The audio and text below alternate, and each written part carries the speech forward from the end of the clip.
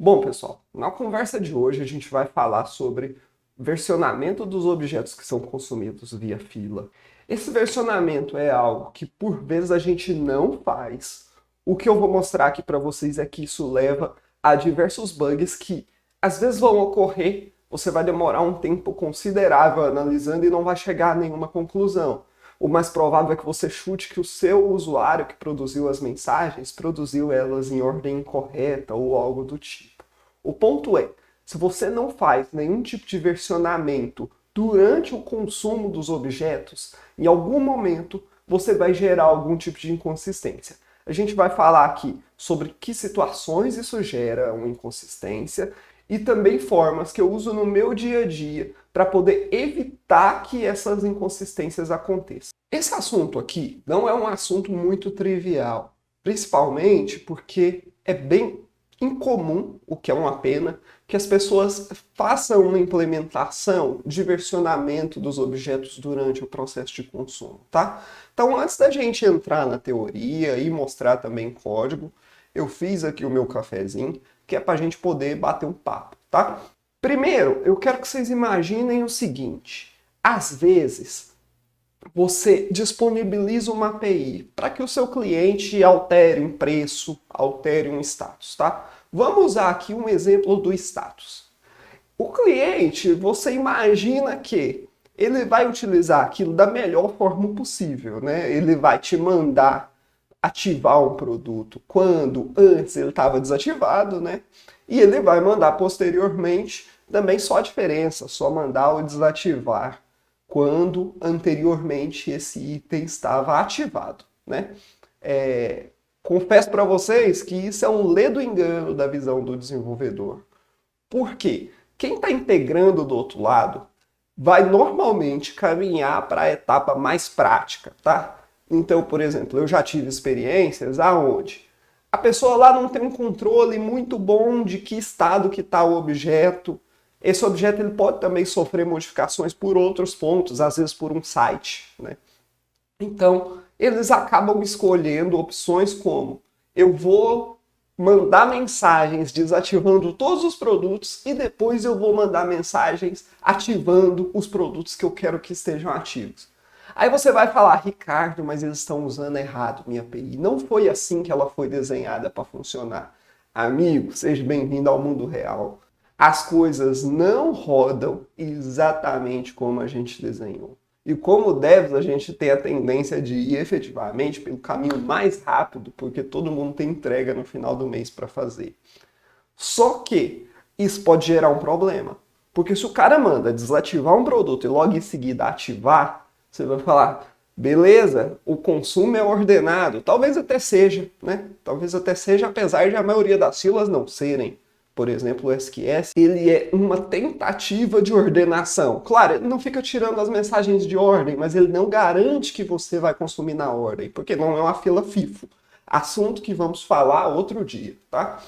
Então, ou seja, pode ser, e eu vou mostrar aqui para vocês alguns exemplos, aonde você vai ter mais de um servidor, um deles vai puxar uma mensagem em um estado, o outro vai puxar em outro estado e talvez inverta. É bem provável que isso aconteça em um cenário de alta concorrência. E aí no final, você vai ter na sua base um estado completamente diferente do que o seu cliente esperaria que fosse o real, que seria, de repente, a ativação do produto puro. Falei tanto que eu esqueci do café. Um outro ponto é algo que vocês provavelmente já sofreram se já trabalharam com uma DLQ na vida. Não é incomum que às vezes você tenha ali um dia onde o seu banco de dados deu uma falha e caiu ali, sem mensagens na DLQ. Algo pouco em relação às vezes às 10 mil que você já processou. Porém, você vai entrar no dilema de que o cliente já te mandou aquela mensagem. Você já disse que ia responder. Porém, você não processou aquelas mensagens. Elas estão em DLQ. O que você vai fazer? Você vai processar a DLQ? Algumas vezes eu já me encontrei na situação de quanto tempo tem que essas mensagens estão na DLQ? Se é um intervalo curto, é provável que eu possa reprocessar, apesar de sem garantia, eu possa reprocessar e que o estado talvez fique ok. Mas se faz 2 dias, por exemplo, caiu na sexta, eu só vi na segunda, aquelas mensagens elas já estão antigas, talvez já tenha entrado novas mensagens. O ponto é, talvez sim, mas talvez não. Então eu tenho que tomar uma decisão deliberada de dizer, eu processo as mensagens que estão na DLQ e corro o risco de gerar um comportamento inesperado, onde eu vou sobrescrever um estado mais novo, ou eu não processo e se não me mandaram um estado mais novo, agora fica errado eternamente, até que o cliente perceba. Entendem? É um problema muito complexo. Reprocessar DLQ, por exemplo, sem nenhum tipo de versionamento, eu diria que é um grande tiro no pé, quando um objeto tem dependência de mudança de estado, né? Se eu estou dizendo assim, eu consumo um histórico só, aí beleza, não tem problema, porque um histórico já não vai ter tanta relação com o próximo, né? Bom, o primeiro exemplo que a gente vai passar aqui é o de reprocessar a DLQ. Então imagina que eu recebi uma mensagem 3 dizendo, altera o preço da Coca-Cola para R$ 4,99. E essa mensagem, por qualquer motivo que seja, ela caiu na DLQ. Eu coloquei um bug que não estava processando, essa mensagem caiu na DLQ, o meu banco de dados ficou offline, caiu para DLQ, não consegui publicar uma mensagem durante 3 vezes, caiu para DLQ, não importa a situação, ela caiu para DLQ, certo? Então ela vai sair daqui e vai lá para DLQ. Só que eu continuo recebendo várias mensagens. Agora já estou processando a mensagem 52, a 53, aqui, ó, altera o preço da pipoca, altera o preço da cerveja. Aí veio aqui também uma para alterar o preço da pamonha e uma para Coca-Cola de 5,50. Eu processei todas essas mensagens, meu broker tá vazio. Eu acordei para a vida lá na segunda-feira ou no outro dia e eu vi lá, tem uma mensagem aqui na DLQ. Porém, perceba, não existe mais nenhuma mensagem aqui no broker. Então, eu já processei aquela mensagem da Coca-Cola. Eu sei que eu processei, por quê? Porque eu construí o exemplo aqui, mas se você está recebendo as mensagens, você não sabe se você recebeu um estado mais novo, se não, né?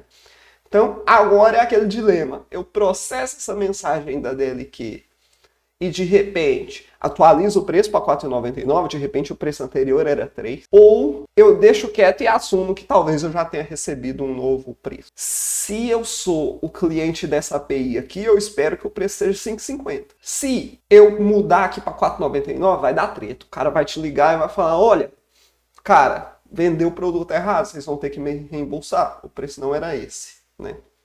Porém, também, e se eu sou o cliente que eu não mandei um estado novo? Eu estou vendendo a Coca-Cola a R$3 e eu não processei aqui a mensagem da DLQ. Ele vai abrir também um chamado. Vai abrir um chamado pedindo um reembolso dos R$2 de diferença, porque ele efetivamente mandou essa mensagem e ela está na DLQ. Isso aqui é pedir para dar problema. Por quê? Porque o cara vai afirmar que falou que mandou trocar o preço. Você vai afirmar que não recebeu a mensagem às vezes, porque de repente você não tem um log disso. E no final, se ele não tem um log muito certinho para te provar que você está errado, você vai assumir que ele está fazendo besteira, porque de fato, às vezes, integradores fazem muita besteira, né? E você vai ter um problema muito grande na relação aí entre desenvolvedor e integrador. Às vezes o integrador é até da sua própria empresa, né? Então isso vai gerar um problema muito grande mesmo. Porém, não é só nas situações de DLQ, que é o mais óbvio, né? Eu tirei uma mensagem do fluxo, joguei ela para um fluxo alternativo e eu tenho que escolher depois se eu vou processar ou não. Em um cenário de alta concorrência, pode ocorrer. Como eu disse aqui, ó, eu recebi uma mensagem 52 e a 53 falando pause o item pipoca e ative o item pipoca. Aqui vamos supor que eu tenho uma aplicação que puxa a mensagem de 1 a 1. Eu puxei aqui no servidor 1, ele recebeu a mensagem 52. O servidor 2 recebeu a mensagem 53. Mas eu posso ter algum delay, qualquer coisa que seja, demorou para pegar uma connection com o banco, demorou para publicar uma mensagem. A mensagem aqui, ó, 53, pode ser processado mais rápido do que no servidor 2. E a 52 vai ser processada um pouquinho mais devagar. E aqui nesse caso basta 1 ms de diferença para que você tenha mensagens que antes estavam ordenadas no recebimento, que elas gerem um comportamento indevido. Então, nesse caso, eu vou ter uma pipoca pausada. Aqui, nesse caso aqui, eu estou puxando de 1 a 1, mas extrapola. E às vezes você puxa lá do seu broker de mensagens 10 mensagens, 100 mensagens. E se a mensagem 52 aqui caiu no final da fila de 10 mensagens? Aí veio o próximo servidor, puxou a 53 e ela veio no começo da fila. Mesmo que não haja nenhum tipo de delay aqui no processamento, você ainda assim vai tirar elas da ordem durante o processamento. E isso daqui é um problema, porque vai gerar aquele tipo de bug que ele vai ser reportado, você vai tentar simular e provavelmente não vai conseguir. A menos que você já tenha uma experiência prévia com isso daqui, às vezes vai passar para você desapercebido, você vai analisar, não vai chegar a nenhuma conclusão depois de 5 dias, vai arquivar aquela task e daqui 1 a 2 meses esse maldito erro vai acontecer de novo. Então, é o pior dos cenários, aquele trampo que realmente desperdiça o foco nosso e que não efetivamente resolve. Por quê? Porque você não imaginava que isso poderia acontecer. Vamos lá, pessoal. A gente já falou agora sobre os problemas, né? A gente tentou materializar eles. Cenários aonde isso acontece, quando acontece, relação principalmente de integrações, né? Agora a gente vai dar um foco sobre como é que eu posso implementar um versionamento de objetos que efetivamente resolva aquele problema, tá? Ponto muito importante, se você não está usando uma fila FIFO completamente síncrona com consumidores síncronos, o que é quase que inviável, porque você vai ter um desempenho ruim, o máximo que a gente consegue são filas FIFO muito particionadas com consumidores com threads que particionam também, mas isso a gente vai falar em outro dia. É muito difícil que você obtenha um comportamento desse, completamente sequencial. Então a gente vai falar agora sobre maneiras de se implementar e já avaliando a vantagem e a desvantagem de cada uma das implementações. Eu conheço e implemento no meu dia a dia 3 tipos de versionamento, tá? Provavelmente existam mais formas, mas eu não encontrei literatura e também não tenho experiência de ver implementações em nenhum local fora dessas 3, tá? Se vocês conhecerem alguma a mais, por favor, deixem nos comentários, talvez a gente faça um outro vídeo adicionando essa nova forma, tá joia? A primeira delas é por um cache externo. Eu posso pegar um versionamento daquele objeto, tá? Seja que o meu cliente manda, seja a mensagem que ele manda contendo um timestamp de quando que ela foi criada, e eu vou, toda vez que eu for processar, armazenar isso em um cache externo. O que eu vou fazer com isso? Eu vou colocar lá, ID do item tal, o versionamento dele é o número 10. Então, quando eu for consumir a mensagem de número 11, eu vou sempre olhar contra esse cache e validar. A última versão ela é inferior à que eu recebi agora? Se for, então eu posso proceder. Se não, eu estou processando um comportamento que é anterior. Então, nesse caso, vocês concordam que resolveria o nosso problema da DLQ? Eu tenho lá a mensagem com a versão 3. Mas a última que eu tenho no cache externo é um processamento da versão 54. Então, eu posso simplesmente jogar a 3 fora e eu não faço processamento. Eu processei a DLQ, eu limpei, eu processei tudo que não tinha o novo versão, mas o que tinha nova versão, eu joguei fora e beleza, tá tudo alinhado. Um problema que existe aqui nessa implementação de utilizar-se um cache, quando eu digo um cache externo, é qualquer coisa que seja externo àquela instância do servidor. Tem que ser, porque se eu tenho mais de um servidor puxando as mensagens, se uma mensagem cair em um e outra mensagem cair em outro, e eu tenho um cache só local, né, ainda não me resolve nada. Eu teria que ter um cache externo mesmo, um Redis. O ponto é, aqui nesse caso é muito otimizado, tá? Por quê? Porque caches costumam ser rápidos, né? Você manda, é super rápido mesmo. E você não vai ter nenhuma sobrecarga adicional no seu banco de dados. Ele vai continuar tendo a obrigação de somente persistir. E o processamento de guardar as chaves e ter um espaço de memória que responda super rápido, fica lá no cache, às vezes a resposta em memória é bem mais otimizado mesmo. Mas não é safe da perspectiva de alta concorrência, tá?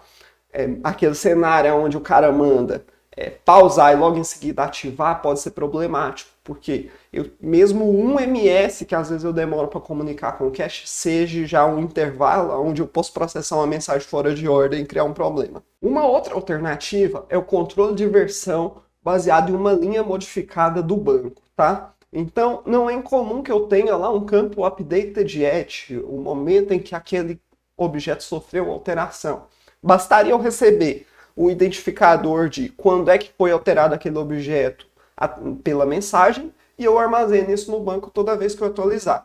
Então, na hora que eu for fazer a minha operação de update, eu incluo uma cláusula onde eu digo, olha, eu não processo isso se o versionamento for maior do que a mensagem que eu estou processando nesse momento.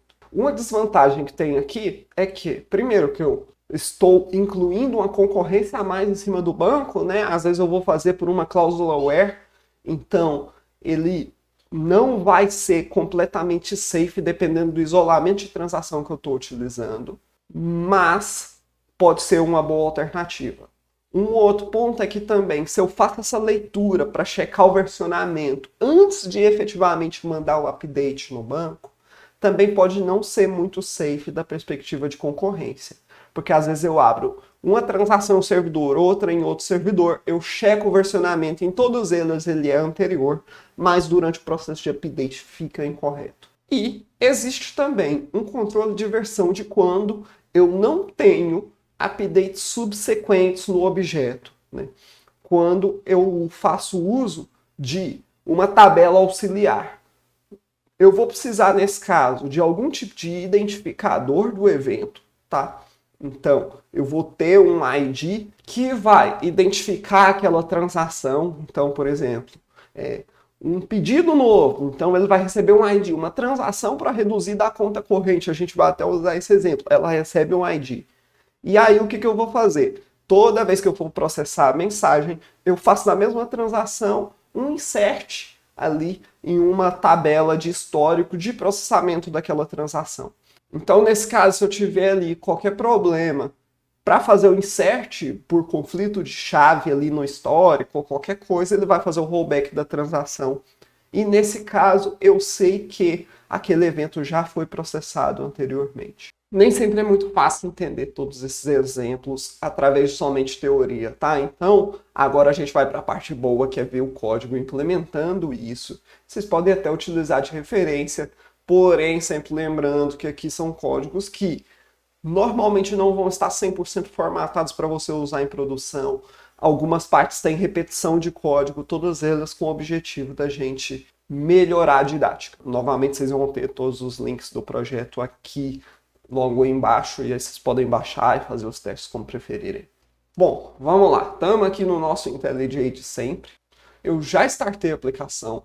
Eu subi aqui, como vocês podem ver, o local stack, né, novamente das mensagens, e também o Postgres. Esse Postgres já iniciou aqui com um esquema. É um esquema bem simples, contendo um item, certo? Você vai ver aqui, existe o item, o nome, a descrição, o preço, o estado dele, se ele está ativo ou não, e a versão. E tem um script aqui para poder inicializar ele. São IDs que eu coloquei aqui, vocês podem ver que eu incrementei uma a uma, onde eu tenho pipoca, cerveja, pamonha e Coca-Cola. São os mesmos exemplos que a gente utilizou lá no nosso slide. A gente tem aqui um controller de itens, tá? O primeiro endpoint que ele tem aqui é de listar todos os itens. A gente vai usar ele aqui. Vocês podem ver, ó, listou todos os itens. A cerveja está com preço de R$24. Cervejinha cara, né? Para esse primeiro exemplo, a gente vai utilizar aqui esse segundo endpoint. Eu vou enviar uma mensagem para poder trocar o preço de um item, tá bom? Só que aqui propositalmente eu recebo alguns parâmetros para poder simular o nosso exemplo. Um deles é se ele deve falhar e se ele tem um check de versão. O primeiro que a gente vai utilizar é sem nenhum check de versão. Eu não vou passar nada aqui, isso aqui é só para eu não ter que construir diversos endpoints. Vamos agora lá para o consumo dessa mensagem. Basicamente ele vai fazer um consumo normalmente da mensagem, não precisa da gente entrar no detalhe. Ele tem uma DLQ associada também, só que essa DLQ só consome quando a gente faz um request, vocês vão ver daqui a pouco. E aqui eu tenho ignorar falha de flag, que é se eu recebi uma flag de falha, mas eu estou processando a DLQ nunca vai falhar. É só para a gente fazer o nosso exemplo. Ele vai cair aqui no primeiro exemplo, que é o no check. Vamos fazer um request aqui? O version check mode para no check. E a gente vai mudar o preço desse item para R$30. Ele deve falhar? Sim, porque a gente quer simular que ele vá para a DLQ. Tudo bem? Mensagem enviada. Vocês vão ver que aqui está rolando um consumo. Ó, tentou consumir? Falhou. Tentou consumir? Falhou. Quantas tentativas de consumo eu tenho aqui na Redrive Policy dessa fila?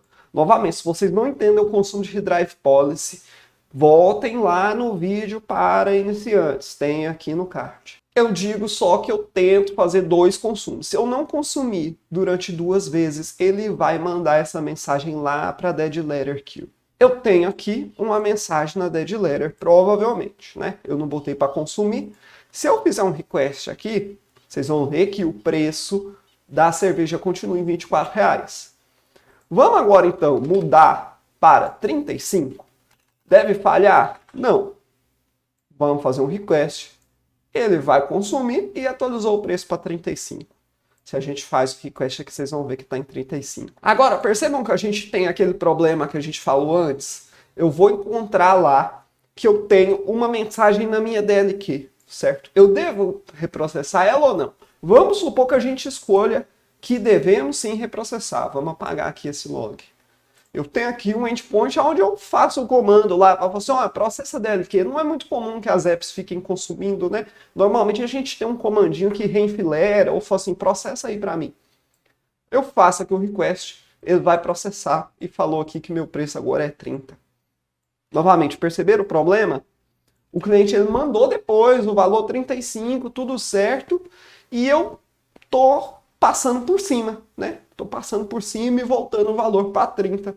Isso aqui vai dar problema com certeza. Vai ter reclamação. Ainda mais que é cerveja, as pessoas vão reclamar mesmo que compraram mais barato, sua empresa provavelmente vai ter que pagar o prejuízo, dependendo do contrato. O problema já estava claro para a gente, né? Vamos agora em formas que eu tenho para poder resolver isso daqui. Alguns deles são as alternativas de processamento. Eu tenho aqui, por exemplo, um check na fila. Tá? O check na fila, como é que ele vai funcionar? Ele ainda tem a mesma regra de devo falhar, porque a gente vai mandar ela para a DLQ. Já vamos até mandando aqui, e agora a gente vai usar o QCheck, alterando o preço para R$40. Deve falhar? Sim, porque a gente quer que mande para a DLQ. Então, beleza. Tentou processar aqui, ó, já falhou o primeiro processamento, né? Falhou o segundo, é provável que ela esteja agora na DLQ. Vocês vão ver que não printa mais nada aqui no log, né? Simplesmente porque caiu aqui nesse fluxo. Agora, o que a gente vai fazer? A gente vai mandar um novo evento aqui, alterando o preço para 45. Deve falhar? Não. Beleza? Ele vai processar aqui. Processou, alterou o preço para 45. Só que eu tenho a mensagem lá na DLQ. Diferente de quando eu tinha um processamento sem nenhum tipo de check, agora eu vou mandar processar minha DLQ. Vocês vão ver que não vai dar problema. Eu vou mandar processar. Ele vai falar aqui para mim, ó, consumindo a mensagem, ignorando a mensagem que alteraria o preço para 40, certo? Então, ou seja, eu alterei para 45.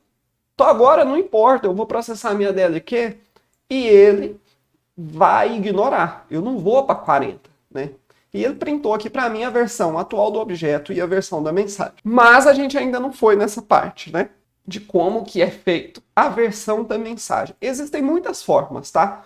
O seu cliente ele pode definir um versionamento baseado no timestamp dele. Eu acho que é uma boa, porque aí ele já é ele mesmo que é responsável pelo estado, ele sincroniza um timestamp lá da versão dele, te manda isso, desde que para cada mensagem ele gera um novo timestamp correto, você vai ter um versionamento completo. Se você às vezes trabalha com SQL, você pode ter o versionamento do tempo da mensagem. Também outras filas têm esse suporte. Um ponto só é que, às vezes, esse versionamento do tempo da mensagem ele pode se perder quando a gente tem um Redrive Policy, tá? Por exemplo, se a gente trabalha com Kafka, ao mandar uma mensagem para a DLQ, na verdade eu não estou movendo nada, eu estou criando uma nova mensagem com um novo timestamp. Então aí, nesse caso aqui, não vai funcionar. Para facilitar aqui o nosso exemplo, eu fiz uma mensagem que ela recebe durante a sua criação um novo timestamp, tá? Então, na hora de enviar aqui, vocês vão ver que ele recebe um message time com system.currentTimeMinutes. Para quem não está muito habituado com Java, isso daqui seria pegar o temporal mesmo. Então, ou seja, na hora de enviar a mensagem, eu estou gerando um currentTimeMinutes que ele vai dentro do corpo dessa mensagem, né? Então, no momento do processamento, eu pego aqui o conteúdo da mensagem e eu passo esse tempo aqui. Então, ou seja, eu mandei a primeira mensagem, ela caiu na DLQ, mas ela tem no body dela o tempo que ela foi gerada. Então, a hora que eu for reprocessar a DLQ, eu vou checar aqui, ó. Vamos para a implementação. Bater no cache externo e falar assim, ó, a versão que eu estou passando, ela é mais nova do que a versão que eu tinha lá? Porque se sim, eu posso processar, né? Eu posso até mostrar aqui para vocês, ó. Vamos lá. Vamos fazer um exemplo aqui. Mudamos para 46. E depois para 47. E depois para 48. Vocês vão ver que eu estou mandando uma atrás da outra e elas vão ser processadas uma atrás da outra. Se alguma delas for para DLQ, o processamento da DLQ vai simplesmente ignorar e tocar para frente, né? Então eu atualizei para 46, para 47, para 48, sem problemas, né? E como é que eu faço a atualização da versão? Assim que eu atualizei no banco, eu vou lá no cache externo e atualizo, falando assim, olha, alterou aqui o meu message time, tá bom? Novamente, isso daqui não é 100% a nível de concorrência. Se você fizer antes aqui, você pode estar, às vezes, gerando um descarte de uma mensagem que ainda não foi processada no banco. Se você fizer depois, você ainda tem o possível problema de que você pode estar atualizando aqui depois que um outro código já passou no check de versão, né? Então, ainda assim, você pode ter uma inconsistência por concorrência, assim como a gente falou. Isso aqui não é completamente safe da perspectiva de concorrência, tá? Mas são best efforts que garantem para você, minimamente, se não tiver uma concorrência assim, de muito pouco milissegundos, essa operação aqui for até rápida, você não vai ter nenhum tipo de problema. Novamente, nada é 100% assim, a nível de concorrência, a menos que você realmente ordenar serializado todas as mensagens uma atrás da outra.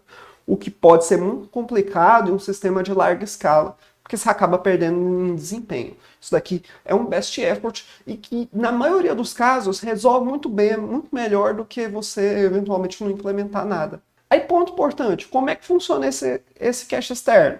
Cara, não importa. Aqui grava e aqui pega a última mensagem e compara, tá? Então, vamos lá, por exemplo, ó. Se o cache não contém a chave, ele retorna que a versão é mais nova, né? Porque não tem nada lá guardado.